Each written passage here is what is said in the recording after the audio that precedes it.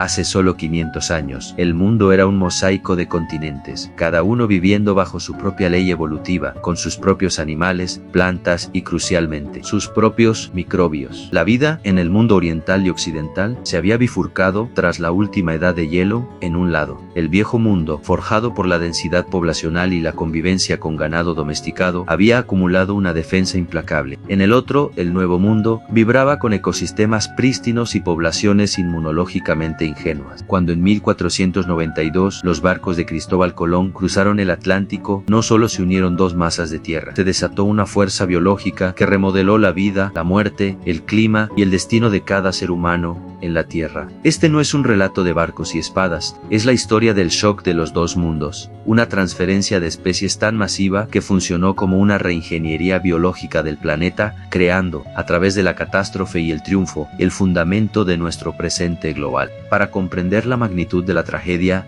debemos entender el punto de partida. Las poblaciones del viejo mundo, Eurasia y África, habían pasado milenios en estrecho contacto con animales domesticados, cerdos, vacas, ovejas y en centros urbanos densos. Esta proximidad permitió que las enfermedades animales saltaran a los humanos, creando patógenos como la viruela, el sarampión y la gripe, que, aunque mortales, ya eran endémicos. La población desarrolló una inmunidad colectiva a costa de siglos de sufrimiento. En contraste, las poblaciones americanas solo habían domesticado al pavo, la llama y el conejillo de Indias. Su aislamiento las hizo biológicamente vulnerables. El desembarco de Colón en la Española fue el detonante de la mayor catástrofe demográfica en la historia de la humanidad. La viruela, el sarampión y el tifus se extendieron como un fuego invisible, a menudo viajando por delante de los propios exploradores. Las estimaciones de mortalidad son asombrosas, alcanzando hasta el 90% en las zonas más afectadas. Este segmento se adentra en la documentación de este colapso desde las crónicas que narran cómo ciudades enteras quedaban silenciosas en México Central y Perú, hasta la evidencia arqueológica que muestra la interrupción total de la agricultura y la vida social en regiones como el Caribe y la costa de Norteamérica. La fragilidad biológica determinó la suerte de los grandes imperios americanos. La viruela golpeó al imperio azteca antes del asedio final de Tenochtitlán, matando al emperador Cuitláhuac y paralizando la defensa de la capital. Similarmente, una epidemia anterior debilitó al imperio inca, posiblemente matando al Zapa inca Huayna Cápac y desatando una guerra civil por la sucesión, justo antes de la llegada de Pizarro. El shock de los dos mundos demuestra que la victoria militar europea no fue solo una cuestión de armas superiores, sino de una conquista microbiológica que desmanteló los centros de poder indígena antes incluso de que la batalla real comenzara. La muerte de millones de personas en América dejó atrás vastas extensiones de tierras de cultivo abandonadas. Los campos de maíz, algodón y patata regresaron rápidamente a ser selva, pasto y bosque. Este fenómeno de reforestación masiva absorbió miles de millones de toneladas de dióxido de carbono de la atmósfera. Los datos de núcleos de hielo y anillos de árboles confirman que hubo una caída notable en los niveles de CO2 atmosférico a fines del siglo XVI y principios del XVII.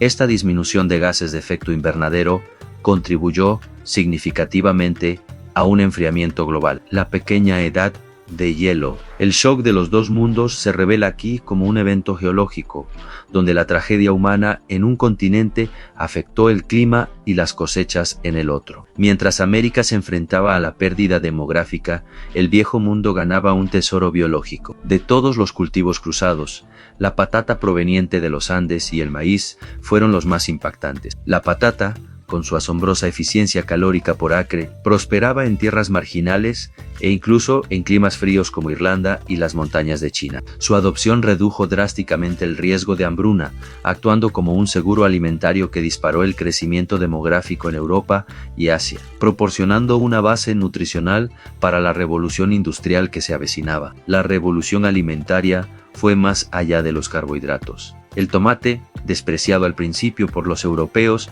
se reyendo lo venenoso, se integró en las cocinas italianas y españolas. El cacao se convirtió en la bebida de la élite europea. El chile, con su alta concentración de vitamina C, se adoptó rápidamente en la India y Tailandia. Este capítulo explora cómo los sabores de América transformaron para siempre la cocina global, añadiendo no solo calorías, sino también valor nutricional y variedad que antes no existía. La tragedia de la despoblación indígena dejó vastas tierras fértiles vacías, pero la demanda europea de productos exóticos era insaciable. El azúcar, introducido en las Américas desde Asia, se convirtió rápidamente en el producto más lucrativo. Su cultivo intensivo, junto con el algodón y el tabaco, requería una mano de obra masiva. Aquí es donde el intercambio colombino se cruza con el tráfico transatlántico de esclavos. Para satisfacer la demanda de las plantaciones, millones de africanos fueron arrancados de sus hogares y transportados a las Américas. Esta transferencia forzada fue la otra cara de la moneda del shock demográfico,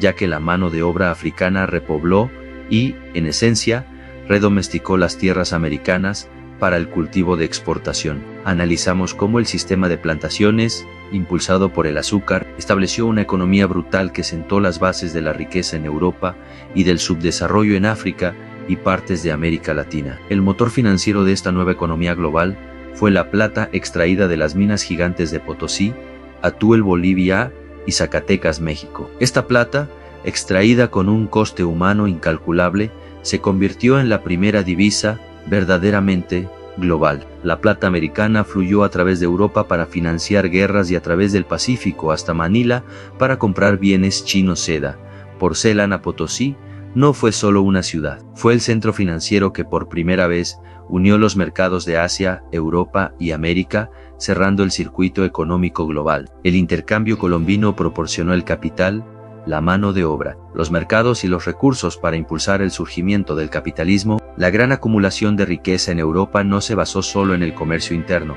sino en el control de las plantaciones del Nuevo Mundo y el flujo de plata. El sistema de plantaciones se convirtió en el modelo de la empresa capitalista temprana, enfocada en la producción masiva para el mercado global. Esta parte explora cómo los beneficios, aunque asentados en la injusticia, financiaron la ilustración, la ciencia y, en última instancia, la revolución industrial. 500 años después, el planeta se ha homogeneizado biológicamente. Hoy en día, el café de Colombia, el arroz de en Wuhan y las patatas en África son la norma, no la excepción. Esta homogeneización ha sido un éxito nutricional, pero plantea nuevos riesgos. La dependencia de unos pocos cultivos de alto rendimiento nos hace vulnerables a una sola enfermedad que podría colapsar la cadena alimentaria global. La lección del shock de los dos mundos es que la interconexión, aunque poderosa, conlleva una fragilidad inherente. La historia del intercambio colombino nos obliga a ver la historia no como una serie de eventos políticos,